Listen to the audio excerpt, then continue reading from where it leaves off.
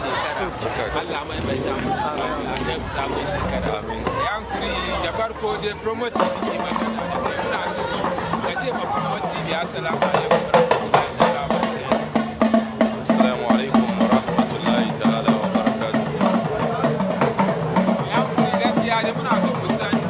game da program da aka yi wani irin program ne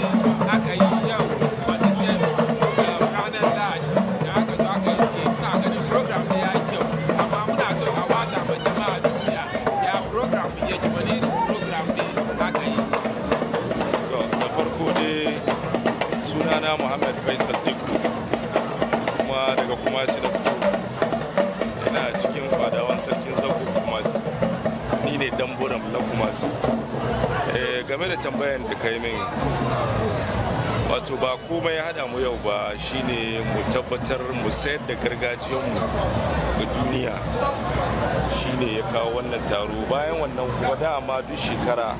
ana yin wannan taro a nan Accra Zongole, ba sai aka wayi gari wannan shekara mun samu sabon sarki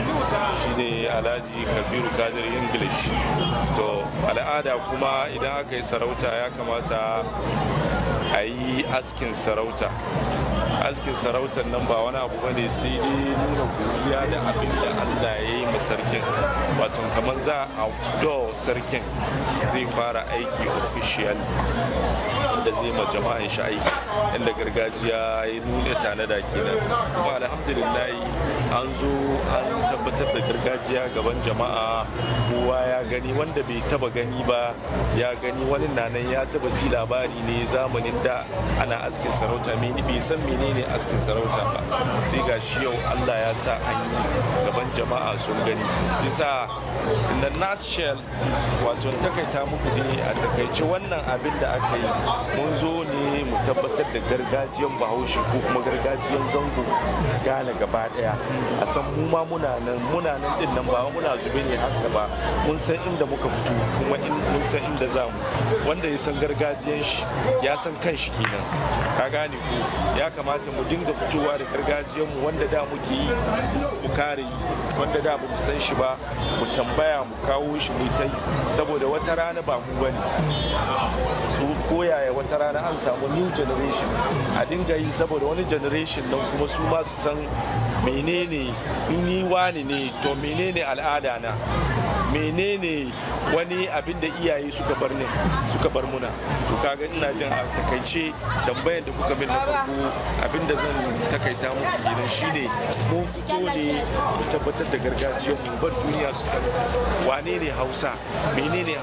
menene al'adan Bahaushe, ka gane ku. Kuma a takaice mutane wayanda suka zo nan kowa ya gani ya shaida, ya ga abin nan yana da ban sha'awa, ba abin mu yarba ne, ka gane ku. Wani lokaci mun yi sakaci kamar muna yi kamar ba mu ka yadda gargajiyanka kamar baka da identity, ka gane ku. Shi sa mun zo ne mu tabbatar da gargajiya, kuma abin da aka yi yau tun daga farko har zuwa karshe aka tashi abu ya yi kyau, an yi lafiya kuma an kare lafiya. Muna fatan kuma Allah mai ta mu da sabon shekara.